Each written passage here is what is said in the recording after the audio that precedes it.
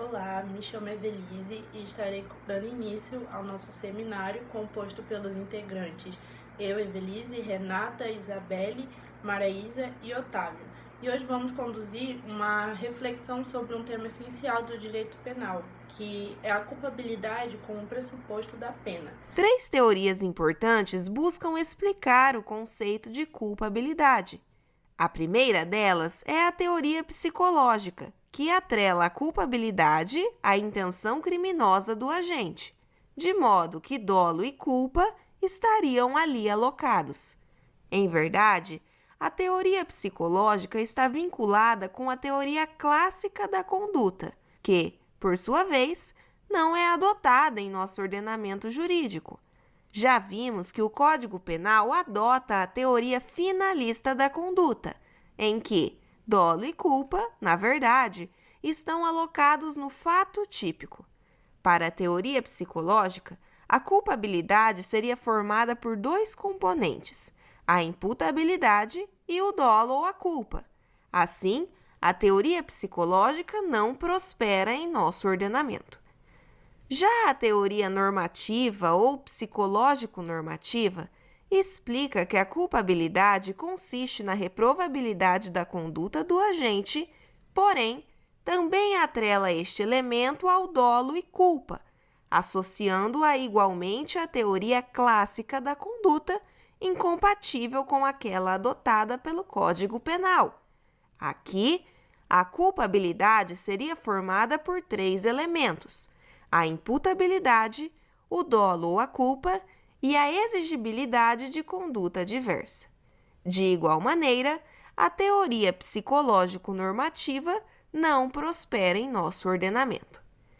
A terceira teoria é a teoria normativa pura, que, além de considerar a culpabilidade como reprovabilidade da conduta do agente, atrela o dolo e a culpa ao fato típico, retirando-os do elemento culpabilidade, tal qual a teoria finalista da conduta adotada pelo Código Penal. Assim, a culpabilidade seria formada por três elementos: imputabilidade, potencial consciência da ilicitude e exigibilidade de conduta diversa. A culpabilidade ela é um dos pilares assim que, como posso dizer, sustentam a aplicação da pena, porque ela garante que o Estado só possa punir quando houver uma responsabilidade pessoal pelo ato praticado.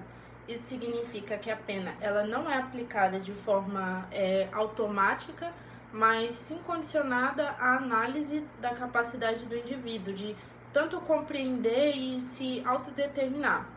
E essa ideia, ela cumpre uma função garantidora que evita tanto punições injustas e também protege o cidadão contra as arbitrariedades. Sem a culpabilidade, correríamos o risco, de punir pessoas que não têm condições de responder por seus atos, o que seria incompatível com o princípio da dignidade humana e da justiça. E dentro desse conceito também surge a imputabilidade, que é a aptidão da pessoa para entender o caráter ilícito de sua conduta. E para avaliar a imputabilidade, o direito penal ele utiliza critérios bem objetivos, como, por exemplo, a idade. Menores de 18 anos são considerados inimputáveis e, portanto, eles não recebem uma pena criminal. Também o quesito saúde mental. Os indivíduos que, por doença ou transtornos, que não conseguem compreender ou se autodeterminar, também são considerados inimputáveis. Um exemplo prático, que ajuda a visualizar, seria, por exemplo, um adolescente de 16 anos que comete um furto e não será condenado a uma pena criminal. Em vez disso, ele será submetido, por exemplo, a medidas socioeducativas, como previsto no Estatuto da Criança e do Adolescente. E isso demonstra como a culpabilidade funciona como uma espécie assim, de filtro, que assegura que a resposta estatal seja proporcional e adequada às condições do agente. Portanto, ao longo da nossa apresentação, cada integrante do grupo vai explorar assim, aspectos específicos desse tema, mostrando como a culpabilidade não é apenas um conceito jurídico abstrato, mas sim uma garantia concreta contra a injustiça e, querendo ou não, um instrumento assim de equilíbrio entre o poder punitivo do Estado e os direitos fundamentais da pessoa. Dando continuidade aqui, eu vou falar sobre o potencial consciência da ilicitude, que é um dos elementos da culpabilidade dentro do direito penal.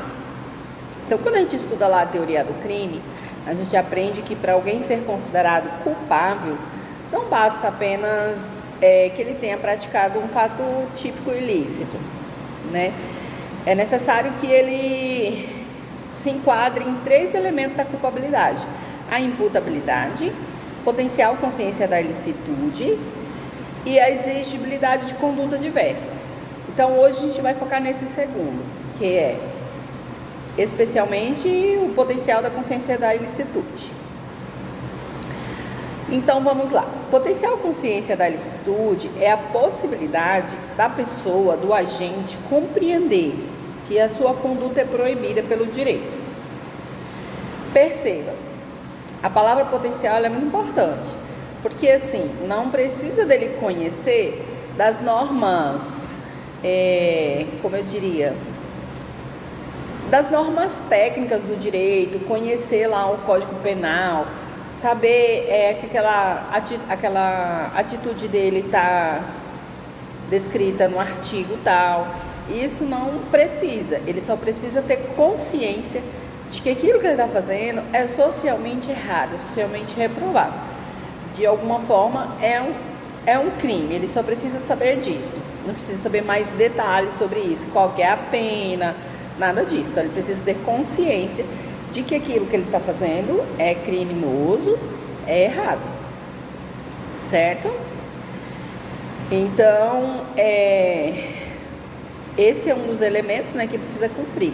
Exemplo, a pessoa furta um celular, aí não adianta ela chegar lá e falar assim, eu não sabia que isso era crime, né? Não vai adiantar, isso aí é um conhecimento difuso de que o furto é crime, né? De que roubo é crime, de assassinato é crime. Então, essa é a questão, né? Então, ele só precisa saber que isso é crime para ser tipificado. Aí, a gente levanta o seguinte questionamento: até que ponto alguém pode alegar esse desconhecimento para se eximir de uma responsabilidade? Até quando? Né? Qualquer pessoa pode usar desse instituto e dizer, eu não sabia que isso era crime, então eu sou inimputável. Então é um pouquinho difícil para alegar esse conceito, porque precisa de fato, porque o conhecimento lá no artigo 21 do Código Penal diz que o desconhecimento da lei ele é inexcusável. Então assim, não é qualquer alegação que vai conseguir se encaixar nesse requisito, entende? Um exemplo de que se encaixaria. Exemplo, um sitiante, ele é uma pessoa que mora no sítio, ele é denunciada por mau uso dos equipamentos de agrotóxico lá. E daí, ele, em defesa dele, ele pode alegar isso. Se considerar que, por exemplo, ele é analfabeto, ele não tem nenhuma escolaridade, ele não tem energia elétrica, não tem acesso a celular, a outros meios de comunicação, como televisão.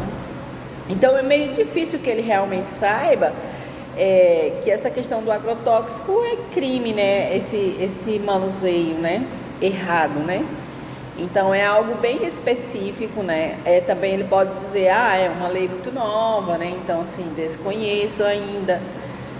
Ainda não chegou na minha região, essa informação não foi difundida na minha região. Então, nesse caso, é um caso muito específico que ele poderia alegar isso e, assim, ficando provado, né? Ficando provado que todas essas questões ele realmente poderia ser considerado inimputável por desconhecimento. Mas como eu disse, caso muito específico, né? Só alegar o desconhecimento e pronto, não conta. Ele tem que provar e levantar elementos que justifiquem essa alegação, que comprovem essa alegação. Então, concluindo, a potencial consciência da licitude, ela é um requisito indispensável da culpabilidade, né? E está no ordenamento jurídico, está dentro do Código Penal. Então, é só essa percepção social de que aquilo é errado, de que aquilo é crime, para que ele seja considerado já imputável. É isso. Meu nome é Isabelle e agora vamos falar sobre o erro de proibição. Ele acontece quando a pessoa pratica um fato acreditando de sua boa fé, que sua conduta é permitida pela lei, ou seja, ela conhece o que está fazendo, mas não sabe que aquilo é proibido.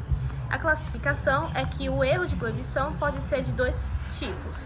Um deles é o erro inevitável ou invencível, que acontece quando, mesmo tomando todos os cuidados, a pessoa não tinha como saber que sua conduta era ilícita. Nesse caso, a culpabilidade é excluída e ela será punida. O erro inevitável ou vencível ocorre quando a pessoa poderia ter descoberto que a conduta era proibida e se tivesse buscado a informação necessária. Nesse caso, a culpabilidade permanece, mas a pena pode ser reduzida. Um exemplo é um estrangeiro que pratica um costume que é permitido em seu país, mas é proibido aqui no Brasil. Se ele realmente não tinha como saber da proibição, pode haver um erro de proibição inevitável. Porém, se era possível se informar antes de agir, o erro será considerado evitável. Portanto, o erro de proibição não elimina o crime, mas pode se excluir a culpabilidade ou reduzir a pena, dependendo de ser inevitável ou evitável. Olá pessoal, para fechar a análise dos elementos da culpabilidade, a minha parte vai tratar o último requisito, a exigibilidade de conduta diversa. O nome parece complicado, mas a ideia é bem simples. O direito só pode punir alguém se no momento do fato essa pessoa realmente tivesse a liberdade de agir de outra forma. É o melhor exemplo de quando essa liberdade some, é a coação moral irresistível. Aqui não estamos falando de força física, mas de uma pressão psicológica tão grave e de uma ameaça tão violenta que destrói completamente a sua capacidade de escolha. Tem uma frase no direito que resume bem isso, que é: o coagido até quer o ato, mas não quer a vontade. Ou seja, você comete o crime, mas apenas porque a alternativa seria trágica. Para ficar bem claro, imaginem a seguinte situação. Um gerente de banco tem a sua família sequestrada. Os criminosos ligam e dizem: ou você entra na agência amanhã e transfere R$1 milhão para nós, ou a sua família morre. O gerente vai lá e transfere o dinheiro. O ato sim é um crime? Sim, é um desvio. Mas nós podemos culpar esse gerente? É claro que não.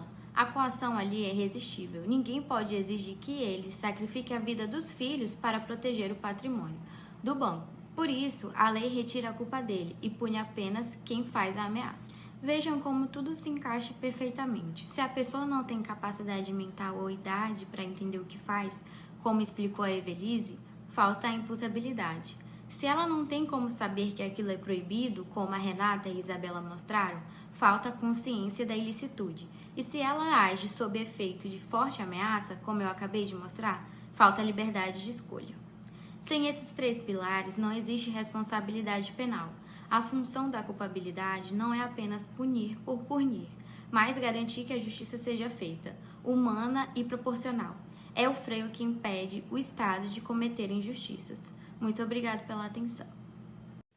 Após analisar-se os principais elementos da culpabilidade, a imputabilidade, a potencial consciência da ilicitude, o erro de proibição e a coerção moral irresistível, percebemos que esse instituto vai muito além de um simples requisito técnico para a aplicação da pena.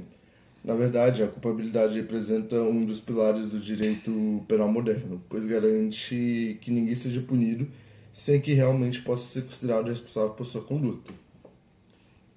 Nisso, essa ideia demonstra que a culpabilidade não existe apenas para permitir a punição do infrator, mas também para limitar o poder do Estado. Em outras palavras, ela funciona como uma garantia para todos os cidadãos, impedindo que uma pessoa seja condenada quando não possuía capacidade de compreender seus atos ou quando não tinha liberdade para agir de alguma forma diferente. Essa visão ela está diretamente relacionada aos princípios constitucionais, especialmente ao princípio da dignidade da pessoa humana, entre mais.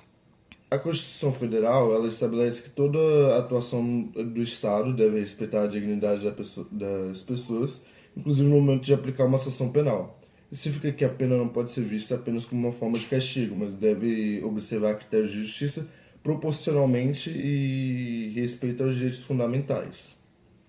Por esse motivo, a culpabilidade é considerada um verdadeiro instrumento de justiça social, uma vez que ela impede que a aplicação da pena seja automática ou baseada apenas no resultado do crime.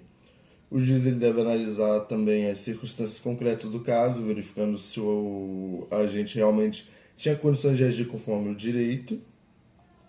No entanto, esse tema também ele levanta importantes debates na sociedade em relação à doutrina jurídica. Por quê?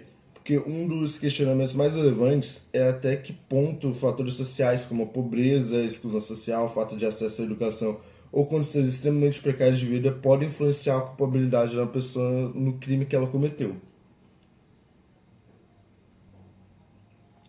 Essa questão, justamente, ela é muito complexa devido ao fato de ela não possuir uma resposta única. Ela tem várias vertentes de respostas. De um lado, as pessoas defendem que as dificuldades sociais não eliminam automaticamente a responsabilidade penal. Afinal, se fosse assim, várias pessoas iriam cometer crimes pelo estado social que elas estão, enquanto os outros defendem justamente pelo contrário, que a coação para se cometer o crime ela é feita a partir de uma desigualdade social, de um desamparo social, desamparo estatal. E, por outro lado, isso também significa que não justifica exatamente que a pobreza... Não significa que a pobreza exatamente justifique os crimes, mas sim que o direito penal ele considera as circunstâncias concretas de cada caso antes de aplicar a punição. O objetivo é evitar decisões injustas e garantir que a responsabilidade penal seja analisada de forma individualizada, respeitando os princípios constitucionais. E esse debate ele mostra que o direito penal não pode ser estudado de uma maneira somente abstrata, que ele está diretamente ligado com a realidade, e por ele ser uma parte do direito diretamente ligado com a realidade, o caso concreto ele tem as próprias variabilidades, as próprias constantes, as próprias coisas, como a própria questão da culpabilidade. E ao longo da apresentação toda, vimos que a culpabilidade depende da presença de 3 requisitos fundamentais: a imputabilidade, a potencial consciência de ilicitude e a possibilidade de agir de maneira diferente. Se qualquer um desses elementos não estiver ausente, não há culpabilidade e, consequentemente, não há fundamentação para a aplicação da pena. E esse entendimento ele reforça um importante princípio do Estado democrático de direito, que ele deve proteger a sociedade, mas também deve proteger o indivíduo contra punições arbitrárias ou desproporcionais. E para finalizar a apresentação, gostaria de propor uma reflexão aos ouvintes em relação a isso, que é até que ponto as condições sociais de uma pessoa devem ser consideradas pelo juiz numa análise de culpabilidade. Se existe um limite entre compreender a realidade social do acusado e preservar o princípio da responsabilidade individual. E essa discussão ela continua presente, tanto na doutrina quanto na prática jurídica, e ela é uma discussão do direito penal que está em constante evolução, está em constante debate, constante fundamentação. E é isso. Eu agradeço a todos que ouviram e abrimos espaço para perguntas, para comentários ou contribuições em relação ao tema.